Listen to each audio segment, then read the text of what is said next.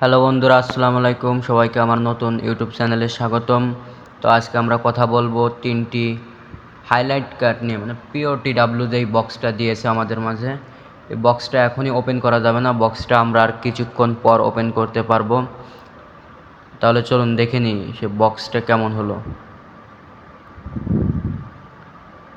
এই যে international cup day 1-2 আমরা এখনই ওপেন করতে পারছি না, কারণ এখনও 6টা বাজে নাই। তাই সবগুলোই দুইটা ইসের প্লেয়ার দিয়েছে, সাউথ কোরিয়ার, আর একটা নাম মনে নাই, চিলি না এমন হতে পারে, ইয়াংছু না কি নাম। তাই আপনারা এই টোকেনগুলো কোথায় পাবেন, মানে চান্স ডিল যেটাকে বলে, চান্স ডিল কোথায় পাবেন চলেন আপনাদের আমি এক নজরে দেখিয়ে দিই। প্রথমে ইভেন্টে চলে আসবেন।